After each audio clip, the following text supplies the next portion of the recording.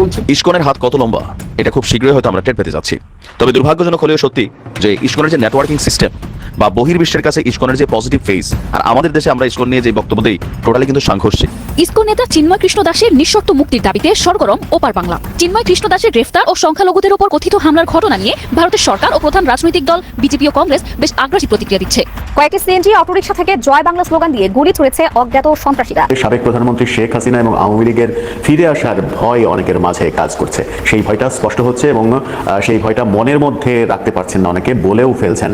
এরকম বাস্তবতা কেন তৈরি হলো? মাত্র 3 মাস পেরিয়েছে আওয়ামী লীগ সরকারের পতনের পরে, আওয়ামী লীগ আবার ফিরে।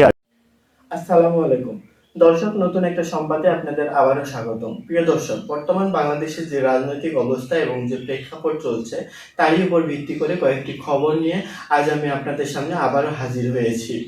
ভিডিও শুরুটা দেখেই হয়তো আপনারা বুঝতে পেরেছেন আজকের খবরটা কতটা গুরুত্বপূর্ণ হতে চলেছে। প্রিয় দর্শক, যারা ভিডিওটি অন করেছেন তারা ভিডিওটি না টেনে পুরো ভিডিওটি দেখতে থাকুন। আর যারা এখনো আমার চ্যানেলটি সাবস্ক্রাইব করেননি তারা দয়া করে সাবস্ক্রাইব করুন নতুন নতুন খবর আপডেট পেতে। তো দর্শক, বেশি কথা আর বলবো না, চলুন দেখে আসা যাক কি আছে আজকে আমাদের তাজা খবরে। চলুন। ইউরোপীয় ইউনিয়ন এটা কিন্তু অত্যন্ত একটা শক্তিশালী সংগঠন। এই সংগঠন তাদের কাছেও চলে গেছে ইউনূসের প্রশাসন, মোল্লা ইউনূসের প্রশাসন বাংলাদেশে কি করছে সেই ব্যাপারগুলোতে। তো আশা করা যাচ্ছে খুব শিগগিরই এই ব্যাপারগুলো নিয়ে একটা ব্যাপার, এই পরিস্থিতিতে একটা কিছু ব্যবস্থা নেওয়া হবে। এখন এই যে পরিস্থিতিগুলো তৈরি হয়েছে এবং হচ্ছে ক্রমশ, ভারত এখানে কিভাবে এগোতে পারে, এটা একটা বড় প্রশ্ন।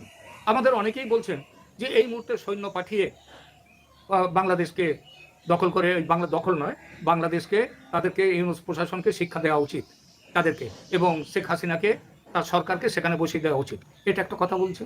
আবার একটা এইভাবে কথা চলছে যে বাংলাদেশে এক্ষুনি ভারত যুদ্ধে না যাওয়াটাই, সেটা ভারতকে তো অনেক দিক ভেবেচিন্তে তারপরে কাজ করতে হয় একটা দেশের সরকারকে।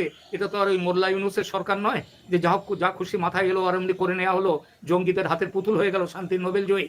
তো ভারত তো তা করতে পারে না। তো ভারত যেগুলো করতে পারে সেই ব্যাপারগুলো অনেক সময় আস্তে আস্তে ধাপে ধাপে এগোতে হয়। যুদ্ধটা শেষ ধাপ। আর ভারতের একটা জিনিস মনে রাখবেন, ভারতের বারবার নরেন্দ্র মোদী একটা কথা ইউক্রেন রাশিয়ার প্রসঙ্গ নিয়ে বারবার তিনি বলেছেন যে যুদ্ধ দিয়ে কোনো সমস্যা মেটে না। যেহেতু বাংলাদেশের কাছে ভারতের সৈন্য পাঠাবার কোনো দরকার হয় না, আমাদের বিএসএফই ভারত বাংলাদেশকে ঠিক করে দিতে, টাইট করে দিতে যথেষ্ট।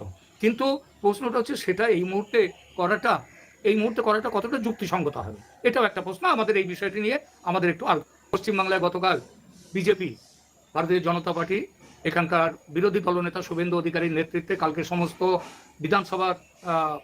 বিধানসভার সদস্যরা, বিজেপির সদস্যরা, তারা গতকাল বাংলাদেশ দূতাবাসে গিয়ে সেখানে 8 জনের প্রতিনিধি দল বাংলাদেশের দূতাবাসকে তাদেরকে বলেছে, তাদেরকে স্মারকলিপি দিয়েছে, ইমিডিয়েটলি ওখানে চিন্ময় দাসকে মুক্তি দেওয়া হোক, হিন্দুদের উপর অত্যাচার করা হচ্ছে, সংখ্যালঘুদের উপর যে অত্যাচার করা হচ্ছে সেগুলো বন্ধ করা হোক, এটা বলেছেন। আমি জানতে পারলাম যে হাই কমিশনার কলকাতার তিনি বলেছেন দিল্লিতে তাদের যোগাযোগ করবেন, যোগাযোগ করে তারপরে এই ব্যাপারগুলো, এবং তারা দেশেও এই ব্যাপারগুলো নিয়ে কথা বলবেন। এই রিপ্রেজেন্টেশন সেটা তো বলতেই হবে, কারণ একটা রাজনৈতিক দল রিপ্রেজেন্টেশন দিচ্ছে, সেটাকে যথাস্থানে পৌঁছে দেওয়ার দায়িত্ব তো তাদের অবশ্যই আছে। এখন প্রশ্নটা হচ্ছে এরপরে একটা দাবি অনেকেই তারপরে বলছেন, এরপরে কি করছে পশ্চিমবাংলায় বিজেপি অলরেডি বলে দিয়েছে রবিবারের মধ্যে, আজ বৃহস্পতিবার, শুক্র, শনি, রবিবারের মধ্যে যদি চিন্ময় দাসকে মুক্তি না দেওয়া হয় তাহলে তারা অবরোধ তৈরি করবে। 2রা জানুয়ারি থেকে অবরোধ তৈরি হবে, এই 2রা ডিসেম্বর থেকে। এবং পশ্চিমবাংলা থেকে না, ভারত থেকে কোনো পণ্য, বিশেষত খাদ্যপণ্য তো বটেই, যেটা এখান থেকে যাওয়ার দরকার, এখন তো অন্য পণ্য যাচ্ছেই না, খাদ্যপণ্য না গেলে তো সেখানে দুর্ভিক্ষে মরবে সব, তো সেইটা অবরোধ করবে। এবং অলরেডি গতকাল যে পেট্রাপোল বেনাপোল বর্ডার যে শহরে আছে বনগাঁ, সেই বনগাঁতে বিজেপি গতকাল বিশাল মিছিল করে তারা শহরে বিভিন্ন স্থান প্রদক্ষিণ করে রাস্তা অবরোধ করা শুরু করে দিয়েছে গতকাল থেকে। পণ্য পাঠানো বন্ধ, খাদ্যপণ্য, এবং সেটা না গেলে বাংলাদেশের যে কী হাল হবে সেটা তো বোঝাই যায়। তো ভারত সরকার কিন্তু কিছু করছে না। ভারত সরকার পণ্য পাঠাবার, যেটা যেমন ওরা চেয়েছে এখন 50,000 টন চাল চেয়েছেন ইউনূস সরকার ভারতের কাছে, পণ্য বয়কট করবে না, চাল চেয়েছে 50,000 টন, না পেলে সেখানকার মানুষকে না খেয়ে মরতে হবে।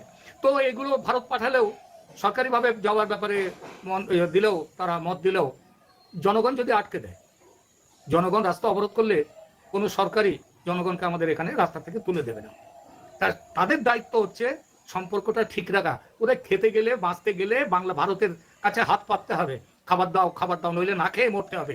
আর ভারতের খাবার খেয়ে পেটটা ভর্তি করে নিয়ে তারপর ভারতের বিরুদ্ধে চিৎকার করা, হ্যাঁ বলছিলাম আওয়ামী লীগ আবার ফিরে আসবে এরকম ভয় পাচ্ছেন অনেকে এবং সেই ভয়ের কথা অকপটে বলছেনও। বাংলাদেশকে কেন্দ্র করে বর্তমান উদ্ভূত পরিস্থিতি আজকেও আমরা দেখলাম শেরপুরে মুর্শিদপুর আস্তানা, পীরের আস্তানা, সেই আস্তানা তৌহিদি জনতার নামে হাজার হাজার মানুষ লাঠিসোঁটা নিয়ে যেয়ে ভেঙেছে, লুটপাট করেছে, আগুন দিয়েছে এবং আর্মি সেটা তাকিয়ে তাকিয়ে দেখেছে। এরকম ঘটনা প্রতিদিনই কোনো না কোনো পর্যায়ে ঘটছে। ইসকনকে নিয়ে যে ঘটনা, সেই ঘটনা বিশ্বব্যাপী শোরগোল তুলেছে। ওদিকে ভারত থেকে নানা রকমের গুজব গুঞ্জন ছড়ানো হচ্ছে। ভারত তাদের সেনা বর্ডারে সেনা নিয়োজিত করার চেষ্টা করছে, সেই প্রসেসে আছে, মিসাইল রেডি হচ্ছে, এরকম নানা রকমের গুজব গুঞ্জনের মাঝে বিএনপি মহাসচিব মির্জা ফখরুল ইসলাম আজকে ঢাকার একটা অনুষ্ঠানে বললেন তার ভয়ের কথা। তিনি ভয় পাচ্ছেন যে ফ্যাসিজম আবার ফিরে আসতে পারে। সেরকম পরিস্থিতি আমরা নিজেরাই তৈরি করছি, নিজেদের মধ্যে নিজেরা যে বিভাজন তৈরি করছি, যার ফলে ফ্যাসিবাদ আবার ফিরে আসতে পারে। ফ্যাসিবাদ বলতে অবশ্যই আওয়ামী লীগ এবং শেখ হাসিনাকেই তিনি বুঝিয়েছেন। এটা বুঝতে অনেক বেশি জ্ঞানী হওয়া লাগে না। মির্জা ফখরুল কি বললেন? মির্জা ফখরুল যা বললেন তার একটু অংশবিশেষ চলুন শুনি আগে, তাহলে ব্যাপারটা বুঝতে আমাদের সুবিধা হবে। মির্জা ফখরুল বলার চেষ্টা করলেন ফ্যাসিবাদ যে কোনো সময় ফিরে আসতে পারে, সেই আশঙ্কা করে মির্জা ফখরুল বলেছেন দুর্ভাগ্যজনকভাবে এমন কতগুলো কাজ করছি আমরা যার মধ্য দিয়ে ফ্যাসিবাদের ফিরে আসার সম্ভাবনা অনেক বেড়ে গেছে। অর্থাৎ আমরা নিজেরা কাজ করছি, তারা নিজেরা বিভিন্ন ধরনের কাজ করছেন, এমন কথা বলছেন। এবং তিনি মূলত বৈষম্যবিরোধী আন্দোলনের পরে নিজেদের মধ্যে যে বিভাজন তৈরি হয়েছে, সরকার এক পক্ষ, বিএনপি এক পক্ষ, জামাত এক পক্ষ, বৈষম্যবিরোধী ছাত্ররা এক পক্ষ, সব মিলিয়ে অনেকগুলো পক্ষ তৈরি হয়েছে এবং এই পক্ষের মাঝে শেখ হাসিনা কিংবা আওয়ামী লীগ আবার ফিরে আসলে অবাক হওয়ার কিছু থাকবে না, তেমনটাই তার ভাষ্য। তিনি ইসকন প্রসঙ্গে বলেছেন যে ইসকন প্রসঙ্গে ভারতের গণমাধ্যম থেকে তাকে প্রশ্ন করা হচ্ছে, জানিয়ে বলেছেন তাদের একটাই প্রশ্ন, ইসকনের ব্যাপারে কি করছেন। প্রশ্নটি উদ্দেশ্য প্রণোদিত। একটা অবস্থা তারা তৈরি করতে চাই, প্রথমবার ব্যর্থ হয়েছে, আবার তারা তৈরি করতে চাই, আমরা যেন সেখানে বিভাজন তৈরি না করি। তিনি বারবার একটা কথাই বলেছেন, নিজেদের মধ্যে বিভাজনের কথা। তরুণদের উদ্দেশ্যে তিনি বলেছেন আপনারা দায়িত্বে এসেছেন, এই দায়িত্বকে দায়িত্বশীলভাবে পালন করতে হবে, জাতিকে সামনে রেখে পালন করতে হবে। এমন কোনো হঠকারী কাজ আমরা করব না যেন আবার অন্ধকারে চলে যায়। অর্থাৎ নিজেরা এমন কোনো কাজ করব না যেন অন্ধকারে চলে যায়, এমন কথাগুলো তিনি বলার চেষ্টা করেছেন। তিনি বলেছেন যারা ফ্যাসিবাদের বিরুদ্ধে লড়াই করছে তারা কোন বিভাজন তৈরি করছে, এমন প্রশ্ন রেখেই তিনি বলেছেন বিভিন্ন জায়গায় বিভিন্ন কথা শুনলে ভয় লাগার কথা। ভয় লাগে। ভয় কেন লাগে? পুরো আন্দোলনকে ভিন্ন দিকে নেওয়ার চেষ্টা করা হচ্ছে, এমনটা তার ভাষ্য। অর্থাৎ বৈষম্যবিরোধী আন্দোলন যেটা হয়েছে, সেই আন্দোলনটাকে ভিন্ন দিকে নেওয়ার চেষ্টা হচ্ছে, নিজেদের মধ্যে বিভাজন হচ্ছে, ইসকন সহ বিভিন্ন বিষয় নিয়ে নিজেদের মধ্যে বিভাজন তৈরি হচ্ছে। গতকালকে তিনি বলেছিলেন যে বিদেশে বসে থেকে কেউ কেউ ইন্ধন দিচ্ছে, উস্কে দিচ্ছে, সেই উস্কানিতে আমরা নাচানাচি করছি, এরকম নানা বিষয় কিন্তু কাজ করছে। এই নানা বিষয় কাজ করার মাঝখানে সব থেকে উল্লেখযোগ্য যে ব্যাপারটা, সেটা হচ্ছে ভয়। 3 মাস পেরিয়েছে, 3.5 মাসের পথে এই সরকার। 3.5 মাসের মধ্যেই আওয়ামী লীগ পতনের পরে আবার আওয়ামী লীগ ভয় ধরিয়ে দিয়েছে যে তারা ফিরে আসতে পারে। এটা কোনোভাবেই শুভ লক্ষণ নয়। তাতে বৈষম্যবিরোধী আন্দোলন মাঠে মারা যাবে, বৈষম্যবিরোধী আন্দোলনের মূল স্পিরিট নষ্ট হবে। সেই ক্ষেত্রেই অনেকে যে আলোচনাটা করার চেষ্টা করেন সেটা হচ্ছে বৈষম্যবিরোধী ছাত্র আন্দোলন যারা করেছে, বিশেষ করে সমন্বয়করা, তাদের লাগামহীন কর্মকাণ্ড, লাগামহীন কাজকাম। গতকালকে আমরা দেখেছি যে তাদের গাড়িতে ট্রাক ধাক্কা দিয়েছে, এমন কথা বলা হয়েছে, কিন্তু আবার গাড়ির সামনে দেখা গেছে গাড়ির বাম পাশ ক্ষতিগ্রস্ত হয়েছে। ট্রাক ধাক্কা দিলে গাড়ির সামনের বাম পাশ ক্ষতিগ্রস্ত হওয়ার কথা নয়, এটা নিয়েও সামাজিক যোগাযোগ মাধ্যমে অনেক কথা হয়েছে। আজকে আবার খবর করা হয়েছে যে হাসনাত আবদুল্লার গাড়িতে আজকে আবার পিছন দিক থেকে ট্রাক ধাক্কা দিয়েছে। সব মিলিয়ে এই যে গাড়ি, এত সুন্দর সুন্দর মডেলের গাড়ি, এই গাড়ি বা তারা পাচ্ছেন কোথায়? এত গাড়িতে ধাক্কাই বা কারা দিচ্ছে? এবং গাড়িতে ধাক্কা নাকি গাড়ি ভুলভাবে অ্যাক্সিডেন্ট হওয়ার পরে সেটাকে নিউজ করা হচ্ছে, এরকম নানা প্রোপাগান্ডা, নানা রকমের আলোচনা হচ্ছে এবং এই আলোচনাগুলোই কিন্তু বিভক্তি এবং বিভাজনের তৈরি করছে। সমন্বয়করা গাড়ি কোথায় পাচ্ছেন, এই আলোচনা অনেক দিন থেকেই হচ্ছে। তারা ছাত্র, তারা গাড়িতে চড়ছেন কিভাবে, গাড়ি কোথা থেকে আসলো, গাড়ি কারা দিল, এই আলোচনায় সমন্বয়কদের মধ্যে এবং আন্দোলনকারীদের মধ্যেও কিন্তু বিভাজন তৈরি হয়েছে। বিভাজন এতটাই তৈরি হয়েছে যে সরকার একটা পক্ষ হয়ে গেছে, বিএনপি একটা পক্ষ। গতকালকে দেখলাম বিএনপি দলকে প্রধান উপদেষ্টার বাসায় ডেকে নেওয়া হয়েছে, আজকে জামাতকে ডেকে নেওয়া হয়েছে, অর্থাৎ আলাদা আলাদাভাবে ডাকা হয়েছে। সবাই আলাদা আলাদা হয়ে গেছেন, সবার মধ্যে ঐক্যের অভাব তৈরি হয়েছে। ঐক্যের অভাব তৈরি হয়েছে বলেই মির্জা ফখরুল ভয় পাচ্ছেন যে আওয়ামী লীগ আবার ফিরে আসছে। দর্শক, সেই ভয়ের কি কোনো কারণ আছে? আওয়ামী লীগ কি সত্যিই ফিরে আসছে? সেরকম পরিবেশ কি তৈরি হয়েছে? ইসকনের হাত কত লম্বা, এটা খুব শীঘ্রই হয়তো আমরা টের পেতে যাচ্ছি। তবে দুর্ভাগ্যজনক হলেও সত্যি যে ইসকনের যে নেটওয়ার্কিং সিস্টেম বা বহির্বিশ্বের কাছে ইসকনের যে পজিটিভ ফেস, আর আমাদের দেশে আমরা ইসকন নিয়ে যে বক্তব্য দিই, টোটালি কিন্তু সাংঘর্ষিক। মার্কিন যুক্তরাষ্ট্র, ইউরোপীয় ইউনিয়নের যেই সকল রাষ্ট্রে ইসকনের অ্যাক্টিভিটিজ আছে বা শাখা আছে বা তারা সেখানে যে সকল কাজ করে, তা আমাদের এখানে আমরা যখন ইসকনকে সন্ত্রাসী গোষ্ঠী বলছি, কারণ তারা কিছু কিছু জায়গায় তাদের সমর্থকরা এই কাজগুলো করছে, কিন্তু পশ্চিমাদের কাছে তাদের এই ফেসটা কিন্তু উন্মোচিত না। পশ্চিমাদের কাছে একটা মেসেজ ক্রিয়েট করা হচ্ছে যে আপনারা দেখেন যে বাংলাদেশে এই মুহূর্তে যে সরকারটা আছে বা আপকামিং যে সরকারটা আসতে যাচ্ছে, এরা কতটা সংখ্যালঘু বিরোধী অথবা ভিন্ন ধর্মের মানুষদেরকে এরা কিভাবে বাটে ফেলে, নানান ধরনের কিন্তু অপচেষ্টা চলছে। দর্শক, এই মুহূর্তে আমরা দেখছি যে যুক্তরাষ্ট্রের প্রেসিডেন্ট নির্বাচনে জয়ী ডোনাল্ড ট্রাম্প এবং রাইট নাও বিদায়ী প্রেসিডেন্ট জো বাইডেনকে আলাদাভাবে চিঠি দিয়েছে এই ইসকন ইস্যুতে। কে দিয়েছে? Foundation for India and Indian diaspora, মানে ফিডস নামের একটা সংস্থা। এই চিন্ময় কৃষ্ণ ইস্যুতে ইসকনের যে অফিসিয়াল পেজ আছে বা অফিসিয়াল বিবৃতি আছে সেটাও কিন্তু দেওয়া হয়েছে। এর পাশাপাশি আপনার যুক্তরাষ্ট্রভিত্তিক এই ফিডসের সদস্য কারা, এরা সবাই ভারতীয় বংশোদ্ভূত মার্কিন কিংবা যুক্তরাষ্ট্রে গিয়ে সেখানে স্থায়ী হওয়া ভারতীয়। আপনার প্রেসিডেন্ট খান্দেরাও কান্ট ট্রাম্প এবং বাইডেনকে চিঠি দিয়েছেন বলে আপনার জানা গেছে। আচ্ছা, ট্রাম্পকে প্রদান করা চিঠিতে কি বলা হয়েছে? বাংলাদেশ একটি মৌলবাদী ইসলামী রাষ্ট্রে পরিণত হচ্ছে। আপনার উল্লেখ করে খান্দেরাও কান্ট বলছেন যে বাংলাদেশ একটি মৌলবাদী ইসলামিক রাষ্ট্রে পরিণত হচ্ছে এবং সেখানে গণতন্ত্র ফিরিয়ে আনা, ধর্মীয় সংখ্যালঘুদের রক্ষা করতে ওয়াশিংটন, যুক্তরাষ্ট্রের পররাষ্ট্র মন্ত্রণালয় এবং জাতিসংঘের তৎপর হওয়া খুবই জরুরি।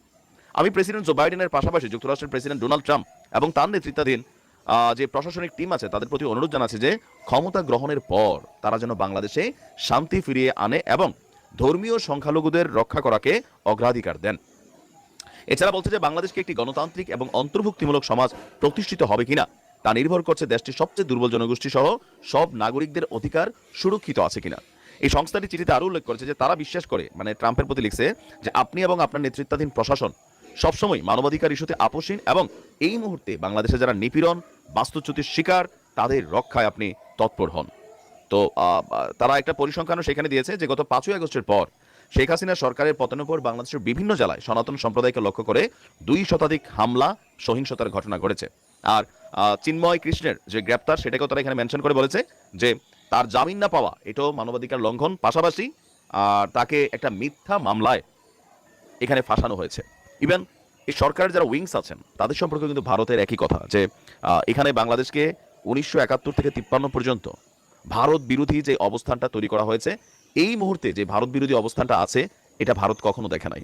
তো সেক্ষেত্রে অনলাইন থেকে শুরু করে অফলাইন অনেককে ভারত দায়ী করছেন যে ভারতের সাথে বাংলাদেশের বিরোধিতা আসলে বাংলাদেশকে কি এনে দেবে। ভারতের এমনটা বিভিন্ন পত্রিকা, বিভিন্ন গণমাধ্যম, বিভিন্ন রাজনৈতিক ব্যক্তিত্ব তারা প্রচার করছে যে একটা শ্রেণী উদ্দেশ্য প্রণোদিতভাবে ভারতের সাথে বাংলাদেশের বিরোধিতাটা ক্রিয়েট করছে।